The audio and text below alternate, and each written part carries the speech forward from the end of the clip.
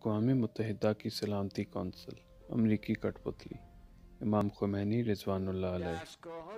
حقوق بشر کے لیے یہ جو ادارے بنائے گئے ہیں، یہ سب ایسے ادارے ہیں جو انسانوں کی تباہی و بربادی کے لیے ہیں۔ یہ سلامتی کونسل کے ادارے، جس کا نام بڑے رعب و دبدبے کے ساتھ لیا جاتا ہے، کل رات امریکی صدر کارٹر کی طرف سے اس بات کی اجازت دینے کے بعد کہ سیکیورٹی کونسل بھی اس مسئلے میں موجود ہو، جمی کارٹر کہتا ہے فقط ان لوگوں کے بارے میں جو یرغمال ہیں، قیدی ہیں، فقط انہی کے بارے میں بات ہوگی، لیکن شاہ مفرور ایرانی بادشاہ کے بارے میں سلامتی کونسل مداخلت نہ کرے۔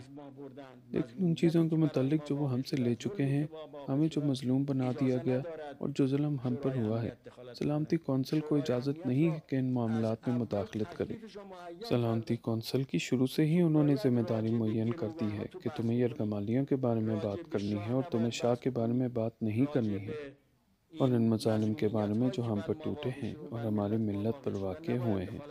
ان کے بارے میں دخالت نہیں کرنی ہے۔ وہ جانتا ہے کہ اگر مداخلت صحیح مداخلت ہو تو وہ خود پھنس جائے گا، اس کا اپنا وہی انجام ہوگا جو شاہ کا ہوا ہے۔ اس لحاظ سے شروع سے ہی یہ بات واضح کر دی ہے کہ یہ ان کے اعلی کار بیٹھیں اور فقط جمی کارٹر کے فرمان پر توجہ دیں کہ وہ اجازت دے کہ فقط ان یرغمالیوں کے بارے میں بات کریں۔ ہم بالکل بھی ان سے اس طرح سے بات نہیں کریں گے،